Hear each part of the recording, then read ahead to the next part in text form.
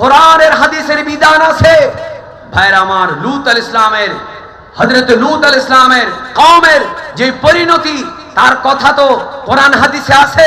বরং আমার নবী বলছেন নাকিহুন ইয়াদাহু, অর্থাৎ হস্তমৈথুন যারা করে আল্লাহ তাদের দিকে রহমতের দৃষ্টি দেবে না। তাহলে বুঝে গেল এই আয়াতের তাফসীরে ওয়াল্লাযীনা হুম লিফুরুজিহিম হাফিজুন, যারা নিজেদের লজ্জাস্থানকে হেফাজত করে, তার মানে বিবাহের ছাড়া কোন নারীর সাথে মিলন করা যাবে না, কোন পুরুষের সাথে সমকামিতায়, নারীর সাথে সমকামিতায় লিপ্ত হতে পারবে না। সাথে সাথে হস্তমৈথুন যাকে বলা হয় এটাও করা যাবে না। এরপরে বলা হলো ওয়া মুদমিনুল খামরে, যারা মাদকাসক্ত আল্লাহ তাদের দিকে আল্লাহ রহমতের দৃষ্টি দেবে না। ওয়া দারিবু ওয়ালিদাইহি, যারা মা বাবার গায়ে হাত তুলে। বলুন এই ধরনের কিছু কুলাঙ্গার আছে না নেই? বলেন আছে না নেই? তাদেরকে আল্লাহ রহমতের দৃষ্টি দেবে না। ওয়াল মুউযি জিরানাহু, যারা প্রতিবেশীকে কষ্ট দেয়, যারা প্রতিবেশীকে কষ্ট দেয় তাদের দিকে আল্লাহ রহমতের দৃষ্টি দিবে না। ইয়াল আনুহু, প্রতিবেশী হয়তো মুখে লানত করলো অথবা মুখে লানত করে নাই, কিন্তু প্রতিবেশীর কষ্টের কারণে হয়তো জায়গা এক বিগত এক হাত দখল করে ফেলেছে, অথবা তাদের উপরে নির্যাতন করা হচ্ছে, অন্তর থেকে লানত এসে গেছে। এরপরে বলা হলো ওয়ান্নাকিহু হালিলাতা জারিহি, প্রতিবেশীর স্ত্রীর সাথে যে পরকিয়া করে আল্লাহ তার দিকে রহমতের দৃষ্টি দিবে না, সে জাহান্নামে যাবে। একটু সবাই জোরে বলেন নাউজুবিল্লাহ। বলেন এই সমস্যা বর্তমানে কমে গেছে না বেড়ে গেছে? আপনাদের আওয়াজ চাই, জোরে বলেন কমে গেছে না বেড়ে গেছে? বর্তমান সময়ে শুধু গ্রামে নয়, চট্টগ্রাম শহরে, ঢাকা শহরে, আধুনিক বড় বড় শহরে যখন মানুষ মনে করে আমরা আধুনিক হয়ে গেলাম, আমরা শিক্ষিত হয়ে গেলাম, আমাদের দেশ উন্নত হয়ে গেল, আমরা সামনের দিকে এগিয়ে যাচ্ছি, খোদার কসম করে বলি নিজেদেরকে উন্নত মনে করে, স্মার্ট মনে করে, উচ্চবিত্ত মনে করে, শিক্ষিত মনে করে, পয়সাওয়ালা মনে করে, কিন্তু অন্তরের দিক থেকে, কলবের দিক থেকে, ঈমান আমলের দিক থেকে, তাকওয়ার দিক থেকে এত বেশি নিচে নেমে গেছে। পরকীয়ার কারণে সমাজে ডিভোর্স, তালাক, বিবাহ বিচ্ছেদ, বলুন কমে গেছে না বেড়ে গেছে? আমার দয়াল নবী সরওয়ারে কায়নাত সাল্লাল্লাহু আলাইহি ওয়াসাল্লাম বলেন ওয়ান্নাকিহু হালিলাতা জারিহি, তার মানে হলো আযানি হালিলাতা জারিহি, প্রতিবেশীর বিবাহ করা স্ত্রীর সাথে যে জেনা করে আল্লাহ রাসূল সাল্লাল্লাহু আলাইহি ওয়াসাল্লাম বলেন আল্লাহ কিয়ামতের ময়দানে তার দিকে দৃষ্টি দিবে না। এজন্য আল্লাহ রাব্বুল আলামিন আমাদের সবাইকে এই ধরনের অপকর্ম থেকে, এই সামাজিক ভয়াবহ ব্যাধি থেকে আল্লাহ তাআলা আমাদের সবাইকে হেফাজত করুক। সবাই জোরে বলেন আমিন। একটা হাদিস শরীফ আমি আপনাদেরকে শোনাতে চাই। এটা সুনানে আবু দাউদ 4800 নম্বর হাদিস। রাসূল করিম সাল্লাল্লাহু আলাইহি ওয়াসাল্লাম বলেন আনা যাঈমুন বিবাইতিন ফি রাবাদিল জান্নাহ। এখানে আরেকটা হাদিস শুনুন। তাফসীর দুই ধরনের আছে। কেউ কোরআন সামনে নিয়ে ইউদিল্লু বিহি কাসীরা আছে না নেই, অর্থাৎ মানুষকে পথভ্রষ্ট করে, নিজে পথভ্রষ্ট হয়। আবার কিছু তাফসীর আছে ওয়াহদি বিহি কাসীরা, যারা নিজেও হেদায়েত পায়, মানুষকে হেদায়েত করে। আওয়াজ করে বলুন আহলে সুন্নাত ওয়াল জামাতের উলামায়ে কেরামের তাফসীরের মধ্যে নবীর প্রেমের খুশবু আছে না নাই? এত আস্তে বললে হবে, জোরে বলেন আছে না নাই?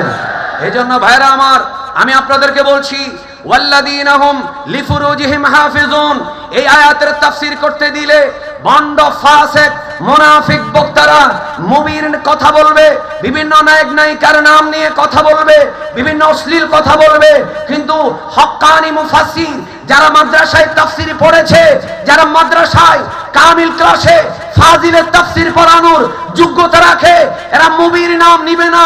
কারণ হাদিস কখন বলবে, হাদিস বলতে গেলেই তো ঘন্টার পর ঘন্টা চলে যাবে। তাহলে বুঝা গেল যারা তাফসীর করতে গিয়ে, অশ্লীলতার বিরুদ্ধে করতে গিয়ে বিভিন্ন নায়ক নায়িকার বর্ণনা দেয়, সিনেমার ডায়লগ দেয়, জোরে বলুন এগুলো কি আলেম না ফাসিক? সবাই একসাথে বলেন আলেম না ফাসিক? এই ধরনের ফাসিকের ওয়াজ শোনা যাবে? বলে না ফাসিকের তাফসীর শোনা যাবে না। শুনুন, আমরাও এই ধরনের কথা বলতে পারি মানুষকে খুশি করার জন্য, তরুণদেরকে উজ্জীবিত করার জন্য, নিজের ফ্যান ফলোয়ার বানানোর জন্য। কিন্তু ভাইরা আমার, আমি আল্লাহর দেওয়া আমানত, রাসূল করিম সাল্লাল্লাহু আলাইহি ওয়াসাল্লামের দেওয়া আমানত, এর বাস্তবায়ন করার জন্য কোরআন সামনে নিয়ে সূরা আবু দাউদ শরীফের 4800 নম্বর হাদিস আপনাদেরকে শোনাচ্ছি। আরো একবার আমরা উচ্চ কণ্ঠে বলি, আমার দয়াল নবী সাল্লাল্লাহু আলাইহি ওয়াসাল্লাম মানুষকে বেহেশত দিতে পারে কি পারে না? এবার এই হাদিসটা শুনেন। রাসূল করিম সাল্লাল্লাহু আলাইহি ওয়াসাল্লাম বলছেন, আনা যাইমুন বিবাইতিন ফি রাবাদিল জান্নাহ। আল্লাহর নবী বলেন, সুন্নি ভাইরাম, ইসলামী ভাইরাম, মুসলমান ভাইরাম, কোরআন প্রেমিক ভাইরাম, রাসূল প্রেমিক ভাইরাম, মদিনার আশিক ভাইরাম, শাহজালাল শাহ কোরআনের প্রেমিক ভাইরাম, শাহ মানব গরিবুল্লাহ শাহ গৌসুল আজম মেজবান্ডারির আশিক ভাইরাম, আমার আশিক রাসূল হযরতে শাইখ শ্রীকুট রাদিয়াল্লাহু তাআলা আনহুর প্রেমিক ভাইরা, সুন্নি আলেম ও উলামাদেরকে যারা মহব্বত করেন, আরো একবার মহব্বতের আওয়াজে বলুন, জান্নাতের মালিকানা আমার নবীর হাতে দিয়েছেন কে? তিনবার শুনবো, একটু জোরে বলুন, আমার নবীর হাতে বেহেশতের মালিকানা দিয়েছেন কে? আমার নবীর হাতে জান্নাতের সাফ কবলা রেজিস্ট্রি নাম জারি কাগজ, আওয়াজ করে বলেন দিয়েছেন কে? তাহলে আমাদের পেট কামড়ানোর কোন সুযোগ আছে? আল্লাহ বলেছেন, ইন্না আ'তাইনা কাল কাউসার, কাউসার দিব না, আমি দিয়ে দিলাম। সুবহানাল্লাহ বলেন না। এবার আসুন, আমার নবী বলছেন, আমি জান্নাতের 3টা ক্লাস, একটা সাধারণ ক্লাস। আমরা দুনিয়াতে কোন ক্লাসে বিশ্বাস করি না, সকল মানুষ সমান। তবে আউলি কেরামের, গৌস কুতুব আবদালের ক্লাস আছে না নেই? কথা বলেন আছে না নেই? সমাজের উঁচুতলা নিচুতলা, বর্ণবাদ, সাদা কালো, পয়সাওয়ালা, এই ক্লাস আমরা মানি না। কিন্তু বলুন, আম্বিয়ে কেরাম, সাহাবে কেরাম, তাবেঈন, তবে তাবেঈন, আউলে কেরাম, গৌস কুতুব আবদাল, সাধারণ ইমানদার, এই ধরনের ক্লাস আছে না নেই? এই জন্য মনে রাখবেন, এই ধরনের ইমানদারদের যেমন আম্বিয়ে কেরাম, সিদ্দিকিন, আসহাবে রাসূল সাল্লাল্লাহু আলাইহি ওয়াসাল্লাম রাদিয়াল্লাহু আনহুম, এদের যেমন একটা ক্লাস আছে, জান্নাতের মধ্যে 3 ধরনের ক্লাস রয়েছে। আমার নবী বলেন, 3টা জান্নাতের জামিনদার আমি রাসূল হব। যেমন হাদিসটা শুনেন, রাসূল করিম সাল্লাল্লাহু আলাইহি ওয়াসাল্লাম বলেন, আনা যাইমুন বিবাইতিন ফি রাবাদিল জান্নাহ, জান্নাতের সীমান্তের ভিতরে সাধারণ জান্নাতের একটা ক্লাস আমি রাসূলুল্লাহ সাল্লাল্লাহু আলাইহি ওয়াসাল্লাম ওই মানুষের জন্য বরাদ্দ দিয়ে দেব, লিমা তারাকাল মিরাআ ওয়া ইন কানা মুহিক্কান, হকের উপরে অটল থাকার পরেও, সত্যের উপরে অটল থাকার পরেও, নিজে সত্যের উপরে অবিচল থাকার পরেও যে আপন ভাইয়ের সাথে, ইমানদারের সাথে তর্কে লিপ্ত হয় না, ঝগড়া করে না, আমি নিজে জামিনদার হইয়া জান্নাতের একটা সাধারণ ক্লাস আমি আমার উম্মতের জন্য আমি জামিনদার হয়ে যাব।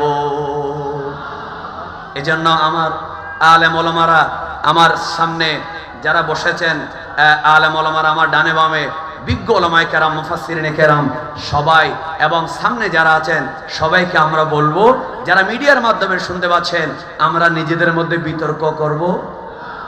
বলেন না সবাই, আমরা নিজেদের মধ্যে বিতর্ক করব? বিতর্কের বিষয় আসলে যথাসম্ভব বিতর্ক পরিহার করা, এটা ইমানদার আলামত, এটা হক দলের আলামত। আপনি যখন বাতিলের বিরুদ্ধে, আমার একজন ওস্তাদ আল্লামা মুফতি আব্দুল ওয়াজেদ মুদ্দাজিল্লাহুল আলী, আল্লাহ হুজুরের হায়াত দারাজ করুন, ক্লাসের মধ্যে বলেছিলেন, আমার সহপাঠী মাওলানা ইকবাল হোসেন আল কাদেরী, উনি বলবেন, ক্লাসে বলেছিলেন, হে আমার ছাত্ররা, যখন তোমরা ময়দানে যাবে বাতিল ফিরকার বিরুদ্ধে, নাস্তিকের বিরুদ্ধে, ইহুদি নাসারা মুশরিকদের ষড়যন্ত্রের বিরুদ্ধে, গোস্তাখে রাসূলের বিরুদ্ধে বাঘের মতো গর্জন দিবা, আর সুন্নি আলেম ওলামা পীর মাশায়েখের সামনে নিজে বিড়ালের মতো বিনয়ী হয়ে থাকবে। একটু জোরে বলেন না সুবহানাল্লাহ। এই কথার মধ্যে শিক্ষা আছে না নেই? অথচ আমরা কি করি, সারা বছর টাইমলাইনে ওয়াহাবিবাদ, মওদুদিবাদ, রাফেজিবাদের বিরুদ্ধে কোনো কথা নাই, শুধু নিজেদেরকে নিয়ে কামড়া কামড়িতে ব্যস্ত। এজন্য আমি বলতে বাধ্য হচ্ছি, আমি আপনাদের কাছে বিনয়ের সাথে ক্ষমা চাই। হ্যাঁ, কেউ যদি সুন্নি বেশ ধারণ করে, সুন্নি ঘরানার হয়ে বাতিল ফিরকার আকীদা পোষণ করে, তার বিরুদ্ধে বলিষ্ঠ প্রতিবাদ যারা করে, এই ধরনের কয়েকজনের নাম আমি বলছি না, আপনারা জানেন আমি তাদেরকে অ্যাপ্রিশিয়েট করি, অন্তর থেকে আমি তাদেরকে তারহিব করি, ধন্যবাদ জানাই। কিন্তু একবার মহব্বতের সাথে বলুন, নিজের ইমানি ভাইয়ের সাথে ভালোবাসার সম্পর্ক রাখার দরকার আছে না নেই? এত আস্তে বললে আলোচনা হবে না, জোরে বলেন আছে না নাই? বলেন, নিজেদের ঘরের মধ্যে মারামারি করা যাবে? নিজেদের মধ্যে বিতর্ক করা যাবে না। আল্লাহ রাসূল সাল্লাল্লাহু আলাইহি ওয়াসাল্লাম বলেন, সাধারণ একটা জান্নাতের কামরা আমি তাকে দেব যে বিতর্ক পরিহার করে। 2 নাম্বার, ওয়া বিবাইতিন ফি ওয়াসাতিল জান্নাহ, বেহেশতের মাঝামাঝি মানের কামরা। সুবহানাল্লাহ বলবেন না? বেহেশতের মাঝামাঝি মানের একটা কামরার দায়িত্ব আমি দেব, আমি নিব উম্মতের জন্য। কে?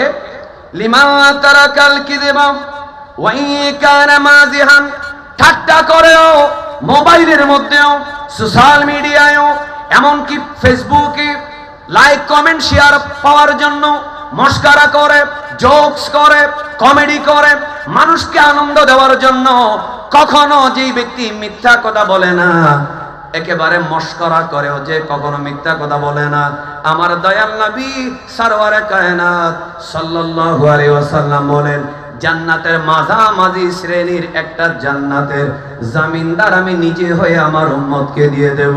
একটু জোরে জোরে বলি সুবহানাল্লাহ। এবার 3 নম্বর, আল্লাহ রাসূল সাল্লাল্লাহু আলাইহি ওয়াসাল্লাম বলেন, ওয়া বিবাইতিন ফি আলাল জান্নাহ, এবার জান্নাতের টপ ফ্লোর আছে না নেই? কথা বলেন। জান্নাতের টপ ফ্লোরে কে থাকবে? আমার দয়াল নবী মুহাম্মদুর রাসূলুল্লাহ সাল্লাল্লাহু আলাইহি ওয়াসাল্লাম। কে থাকবে? রাসূল করিম সাল্লাল্লাহু আলাইহি ওয়াসাল্লামের সাহাবায়ে কেরাম। কে থাকবে? ইমাম হাসান, ইমাম হুসাইন। একটু জোরে বলবেন না সুবহানাল্লাহ? আচ্ছা বলুন, জান্নাতের টপ ফ্লোর, উচ্চ শ্রেণীর যে জান্নাত, যেখানে আমার নবী থাকবেন, যেখানে ইমাম হাসান হুসাইন রাদিয়াল্লাহু তাআলা আনহুমা থাকবেন, যেখানে খোলাফায়ে রাশিদিন থাকবেন, সাহাবায়ে কেরাম থাকবেন, গৌসুল আজম দস্তগীর থাকবেন, খাজা গরিব নওয়াজ থাকবেন, আওয়াজ করে বলুন, আমরা সেই বেহেশতে একটুখানি জায়গা চাই কি চাই না? আওয়াজটা হয়নি, বলেন চাই কি চাই না? আমার নবী বলেন, আমি আমার উম্মতকে চাইলে টপ ফ্লোরে আমার উম্মতকে দায়িত্ব নিয়ে জামিনদার হয়ে সেখানে স্থান বরাদ্দ দেওয়ার ক্ষমতা আল্লাহ আমাকে দিয়েছেন। আবু দাউদ শরীফ। আল্লাহ রাসূল সাল্লাল্লাহু আলাইহি ওয়াসাল্লাম বলেন, লিমান হাসানা খুলুকাহু, ইয়া রাসূলুল্লাহ ইয়া হাবিবাল্লাহ, কোন মানুষকে আপনি আপনার সাথে জান্নাতে রাখবেন, সাহাবায়ে কেরামের সাথে জান্নাতে রাখবেন, উচ্চ শ্রেণীর জান্নাতের ক্লাসে, ইয়া রাসূলুল্লাহ আপনি কাকে স্থান দিবেন? আমার দয়াল নবী সাল্লাল্লাহু আলাইহি ওয়াসাল্লাম বলেন, যে নিজের চরিত্র হেফাজত করেছে, নিজের লজ্জাস্থানকে হেফাজত করেছে, যে নিজের চরিত্র সুন্দর করেছে, আমি ওই উম্মতকে, আমি রাসূলুল্লাহ সাল্লাল্লাহু আলাইহি ওয়াসাল্লাম নিজের সাথে রাখবো। একটু জোরে জোরে বলে সুবহানাল্লাহ। আর একটু মহব্বতে বলেন না সুবহানাল্লাহ। এরপর আল্লাহ তাআলা বলছেন এই বিষয়টা, আর সামনে যাচ্ছি না, ওয়াল্লাযীনা হুম লিফুরুজিহিম হাফিজুন, যারা লজ্জাস্থানকে হেফাজত করে, তবে ইল্লা আলা আজওয়াজিহিম, হ্যাঁ তারা লজ্জাস্থান, কারণ আল্লাহ পাক পুরুষকে, যারা নারী পুরুষ তাদের মধ্যে জৈবিক চাহিদা আছে না নেই? কথা বলেন, আছে না নেই? জৈবিক চাহিদা আছে, সেটা মেটানোর জন্য আল্লাহ তাআলা বৈধ পন্থা দিয়েছেন। এজন্য আল্লাহ তাআলা বলেন ইল্লা আলা আজওয়াজিহিম, হ্যাঁ সে তার লজ্জাস্থান ব্যবহার করতে পারে নিজের স্ত্রীর কাছে, আও মা মালাকাত আইমানুহুম, অথবা তাদের মালিকানায় যে নারী, আগে ইসলামের প্রাথমিক যুগে যেই নারীদেরকে কিনে আনা হতো, তাদেরকে সাথী স্ত্রীর মতো ব্যবহার করা বৈধ ছিল। কিন্তু বর্তমান সময়ে আপনি 1000 কোটি টাকা দিয়ে যদি কারো কোন একটা মেয়েকে টাকা দিয়ে কিনে আনেন, তার সাথে স্ত্রীর মতো সংসার করা যাবে? কথা বলে করা যাবে? যাবে না। তা আল্লাহ তাআলা কোরআন কারীমে বড় চমৎকার করে বলছেন, ইল্লা আলা আজওয়াজিহিম আও মা মালাকাত আইমানুহুম ফাইন্নাহুম গায়রু মালুমিন। এরপর আল্লাহ বলছেন ফামানিবতাগা ওয়ারা যালিকা, স্ত্রীর উপরে সন্তুষ্ট না হয়ে এরপরে যদি অন্য কিছু করার চেষ্টা করে, বলুন এই ধরনের মানুষ আছে না নেই? স্ত্রী স্বামীর উপরে সন্তুষ্ট না, স্বামী স্ত্রীর উপরে সন্তুষ্ট না, শুধুমাত্র চরিত্র নষ্ট হওয়ার কারণে, রুচি বিকৃত হওয়ার কারণে অন্য নরনারীর দিকে দেখে, আল্লাহ তাআলা আমাদেরকে এই ধরনের বদ অভ্যাস থেকে হেফাজত করুক। জোরে বলেন আমিন। ফামান ইবতাগা ওয়ারা যালিকা ফাউলাইকা হুমুল আদুন। যারা নিজের স্ত্রীর উপরে সন্তুষ্ট না হয়ে, নিজের স্বামীর উপরে সন্তুষ্ট না হয়ে পরনারী পরপুরুষের প্রতি আসক্ত হয়, আকৃষ্ট হয়, তারা হচ্ছে সীমা লঙ্ঘনকারী। এরপর আল্লাহ তাআলা কি বলেন? ওয়াল্লাযীনা হুম লিআমানাতিহিম ওয়া আহদিহিম রাউন। ওই সমস্ত মানুষ যারা নিজেদের আমানত এবং ওয়াদা রক্ষা করে। একটু জোরে বলুন, ওয়াদা রক্ষা করা এটা কিসের আলামত? ইমানদারের আলামত। আর ওয়াদা খেলাফ করা কার আলামত? একটু জোরে বলুন না, কিসের আলামত?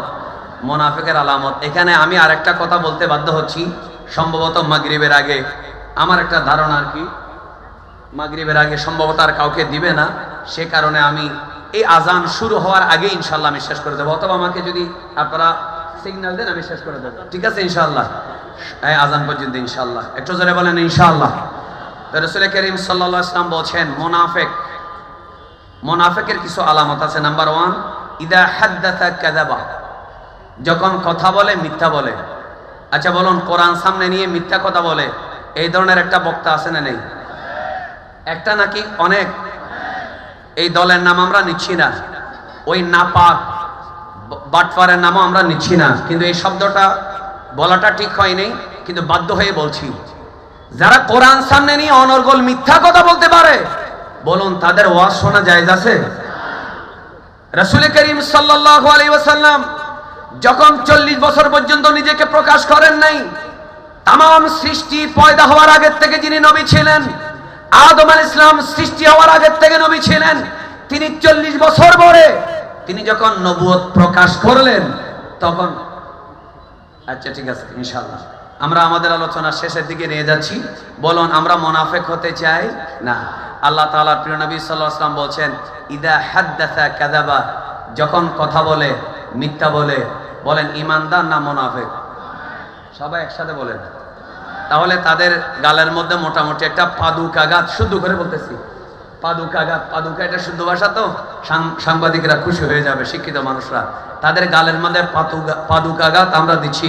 একটু জোরে বলুন, যারা কথায় কথায় মিথ্যা বলে তারা ইমানদার না মুনাফিক? 2 নাম্বার, ওয়াইদা ওয়াদা আখলাফা। যখন ওয়াদা করে খেলাফ করে। ওয়াইদা তুমিনা খানা। যখন কোনো কিছু আমানত রাখা হয় তখন তারা খেয়ানত করে। আর আমার আল্লাহ বলেন, ওয়াল্লাযীনা হুম লিআমানাতিহিম ওয়া আহদিহিম রাউন। যারা আমানতের খেয়ানত করে না, আমানত রক্ষা করে, এবং যারা ওয়াদা রক্ষা করে, তারা হচ্ছে ইমানদার, সফল কাম। আল্লাহ আমাদেরকে আল্লাহর সাথে রূহের জগতে যে ওয়াদা করেছি এবং ঈমানের সাথে রাসূল করিম সাল্লাল্লাহু আলাইহি ওয়াসাল্লামের সাথে আমরা যে ওয়াদাবদ্ধ হয়েছি, আউলিয়া কেরামের সাথে আমরা ওয়াদাবদ্ধ হয়েছি, নিজের আপন পীর মাশায়েখের সাথে আমরা যে ওয়াদাবদ্ধ হয়েছি, আমাদের উস্তাদের সাথে যে ওয়াদাবদ্ধ হয়েছি, আল্লাহ সাধারণ মুসলমানের সাথে যে ওয়াদাবদ্ধ হয়েছি, আল্লাহ আমাদেরকে আমাদের ওয়াদা রক্ষা করার তৌফিক দেয়। আমিন। আল্লাহ তাআলা যে সংক্ষেপে আলোচনা হলো, এই আলোচনার উপরে আমাদের সবাইকে আমল করার তৌফিক দান করুক। আমিন। আর মুনাফিকের আরেকটা আলামত, ওয়াইদা খাসামা ফাজারা। যখন ঝগড়া করে অশ্লীল কথা বলে। আর যারা ঝগড়া ছাড়া কোরআন সামনে নিয়ে অশ্লীল কথা বলে তারাও মুনাফিক। আর ছোট মুনাফিক নয়, বড় মুনাফিক। আল্লাহ মুনাফিকদের কোরআন এর ওয়াজ শোনার থেকে সুন্নি মুসলমান, সাধারণ মুসলমান, আউলিয়া কিরামের প্রেমিক, তরিকতপন্থী, শরীয়তপন্থী মুসলমানদেরকে আল্লাহ হেফাজত করুক। ওয়ামা আলাইনা ইল্লাল বালাগ। আল্লাহ পাক এই মাহফিলকে আবাদুল আবাদ জারি রাখুন। ওয়ামা আলাইনা ইল্লাল বালাগ ওয়া আখিরু দাওয়ানা আনিল হামদুলিল্লাহি রাব্বিল আলামিন। যারা এই মাহফিল আয়োজন করেছেন, যারা মাহফিলে এসেছেন, ওলামায়ে কেরাম সবাইকে সশ্রদ্ধ সালাম জানিয়ে আমার আলোচনা এখানে শেষ করছি। আসসালামু আলাইকুম ওয়া রাহমাতুল্লাহি ওয়া বারাকাতুহু। মারহাবা। এতক্ষণ পর্যন্ত সূরা মুমিনুনের